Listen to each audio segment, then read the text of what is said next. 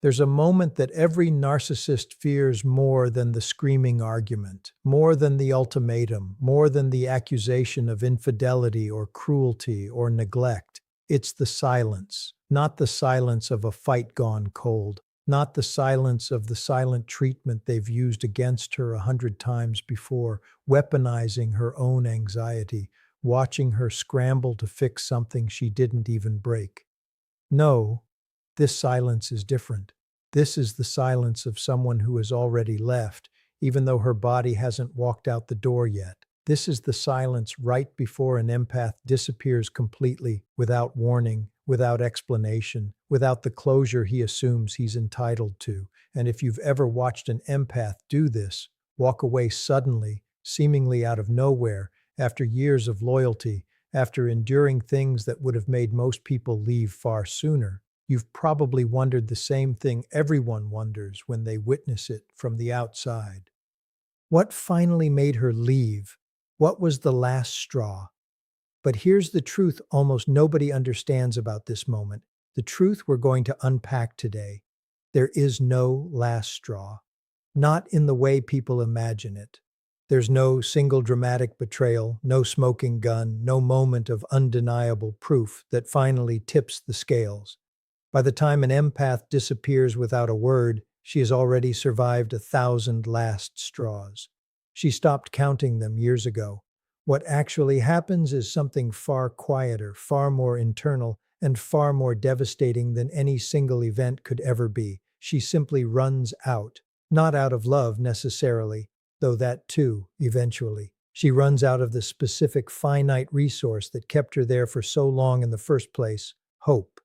And when that resource is finally completely depleted, something happens that looks sudden from the outside but has actually been building, silently, invisibly, for a very long time. To understand this, you have to understand what empathy actually costs when it's given to someone who has no intention of ever returning it.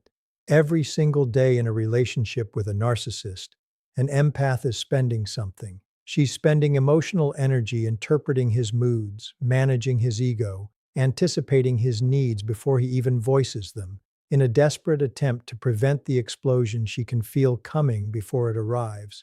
She's spending patience, extending it further and further past any reasonable limit, convincing herself that just a little more understanding, just a little more compassion, will finally be the thing that reaches him.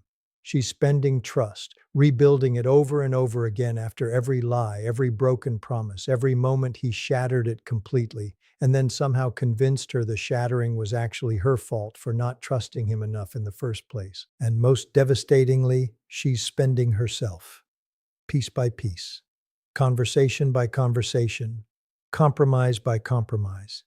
Each one so small in isolation that she barely notices it happening. It's only when you step back and look at the accumulated total, years of small sacrifices, years of shrinking, years of prioritizing his comfort over her own basic needs, that you can see the staggering scope of what's actually been withdrawn from her, with no deposits ever made in return. This is the part almost nobody talks about when they discuss narcissistic relationships. Everyone focuses on the manipulation tactics, the love bombing, the gaslighting, the discard, but almost nobody talks about the sheer exhaustion of it, the bone-deep cellular exhaustion of someone who has been performing emotional labor for years with absolutely no reciprocity, no relief, no moment where someone else picks up the weight she's been carrying alone. And exhaustion, real exhaustion, doesn't announce itself with fireworks. It doesn't arrive suddenly in one dramatic collapse.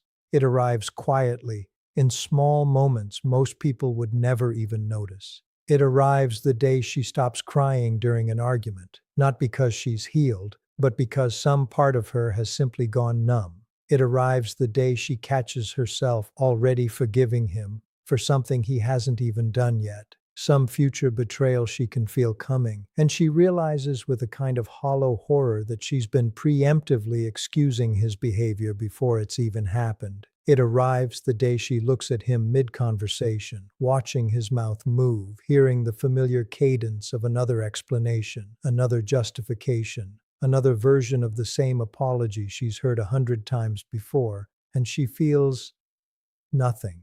Not anger, not sadness, just a kind of quiet, exhausted emptiness where all that desperate hope used to live. This is the moment nobody sees coming because it doesn't look like anything on the surface. She's still there. She's still nodding along. She's still saying the right things, doing the right things, maintaining the exact same routine she's maintained for years. But something fundamental has already ended inside her, long before her body ever follows through on it. This is what makes the sudden departure of an empath so confusing to the people who witness it, especially to the narcissist himself. Because from his perspective, nothing seemed different. She was still there, still available, still performing all the same roles she'd always performed. He had no idea that the version of her sitting across from him had already quietly died weeks, months, sometimes years, before her body finally caught up to that reality. And this is precisely why, when she finally leaves, she doesn't explain herself. She doesn't send the long, detailed message outlining every grievance, every betrayal, every reason she's finally had enough. She doesn't give him the closure he'll later claim he deserved, the explanation he'll insist he's owed, because by the time an empath reaches this point, she has already given every explanation there is to give. She's already had the same conversation 100 different times in 100 different ways, using 100 different approaches, hoping that this time finally something might land differently. She has already cried, already begged, already articulated her pain as clearly and patiently as any human being possibly could, and none of it changed anything. So when she finally walks away, the silence isn't cruelty, it isn't punishment. It's simply the natural conclusion of someone who has said everything there is to say to someone who was never actually listening in the first place. But there's something even deeper happening in this moment, something that goes beyond simple exhaustion, something that explains why this particular kind of departure feels so final, so absolute, so different from every other ending that came before it in the relationship. Because this time she's not leaving to teach him a lesson. She's not leaving as a manipulation tactic, hoping he'll chase her, hoping the threat of losing her will finally wake him up. She's not leaving with any expectation of return at all. This time she's leaving because some quiet, exhausted part of her has finally accepted a truth she spent years refusing to believe. That this is simply who he is, that this is simply how it will always be, and that no amount of love, patience, or belief on her part will ever be enough to change that fundamental reality. And once an empath truly accepts that, not intellectually, not temporarily, but completely in the deepest part of her being, something shifts that can never be undone. She doesn't feel the need to announce it. She doesn't feel the need to prepare him for it, to warn him, to give him one final chance to prove her wrong. Because giving him one final chance has already happened. It's happened more times than she can count. It's happened so many times that the phrase itself has lost all meaning, become a hollow ritual she performed out of habit rather than genuine belief. So this time is different. This time, when the decision finally forms, it forms in silence, and it stays in silence, because she has learned something crucial through years of painful trial and error. Announcing her departure never actually led to departure. It only ever led to another performance, another apology tour, another temporary version of the man she fell in love with, resurrected just long enough to convince her to stay, only to disappear again the moment she recommitted.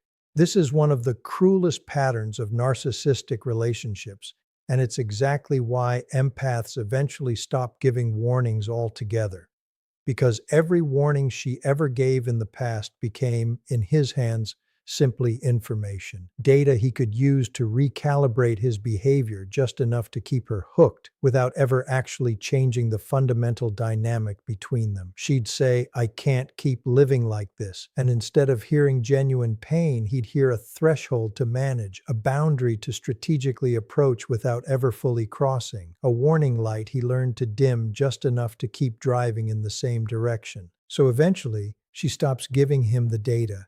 She stops warning him, not out of spite, but out of self-preservation, because every time she voiced her limit and he adjusted just enough to keep her there, She lost a little more faith in the entire concept of warnings altogether. What was the point of telling him she was close to leaving, if all that ever did was extend the relationship by another few months of the exact same pain, just slightly better disguised? This is why, when the real ending finally comes, it comes wordlessly, and this wordlessness is often mistaken by him, by outside observers, sometimes even by the empath herself in the immediate aftermath, for coldness, for cruelty, for the very same lack of empathy she supposedly possesses in abundance. But this isn't a contradiction. It's actually the clearest possible expression of what empathy, taken to its logical endpoint after years of exploitation, ultimately becomes. An empath who has learned, through devastating repetition, that her words no longer function as communication in this relationship. They function as ammunition. Every vulnerability she shares becomes a future weapon. Every explanation she offers becomes material for the next manipulation. Every warning becomes a challenge he learns to circumvent rather than a genuine plea he takes seriously. So her silence in this final act isn't the absence of empathy. It's the presence of hard-won wisdom. She has learned that some people don't deserve access to your internal process anymore because they've proven again and again that they will use that access against you rather than honor it. Because to truly understand it, he would have to understand something about empathy that a narcissist, by the very nature of who he is, simply cannot access. That real empathy, when it finally protects itself, doesn't become cruelty. It becomes clarity. And clarity, once it arrives, cannot be argued with, manipulated, or reversed through charm. This is what makes the silent departure so final, so unlike every other rupture that came before it in the relationship. All those previous fights, previous threats to leave, previous moments of devastating clarity that somehow got explained away or smoothed over, those were all happening while some part of her still believed change was possible. This time, there's no belief left to exploit. There's no hope left to negotiate with. There's simply a woman who has already lived through every version of this story and has finally stopped waiting for a different ending. And here's what's fascinating about what happens next, in the weeks and months following that silent exit. Because the narcissist's reaction almost always follows a predictable pattern, one that would be almost tragic in its repetitiveness if it weren't so revealing. First comes disbelief. He assumes this is simply another cycle, another version of the arguments they've had a dozen times before, and that if he just waits her out, gives her a few days to cool off, she'll come back the way she always has. He doesn't reach out immediately, confident in the predictability of a pattern that has served him for years. Then comes confusion, when the days turn into weeks and she doesn't return. When the silence isn't broken by the familiar late-night message, the customary olive branch she always used to extend first, unable to bear the tension of unresolved conflict. He starts to realize slowly that something about this time is different, though he can't quite articulate what. Then comes the escalation. The messages start, ranging from casual check-ins disguised as nonchalance to increasingly desperate attempts to provoke any response at all. Anger, sadness, anything that proves she still feels something for him, that she's still emotionally accessible in the way she's always been. Because for a narcissist, even her anger would be preferable to this. Even her pain would be preferable to this. Because pain, anger, sadness, those are all forms of connection, proof that he still occupies space in her emotional world.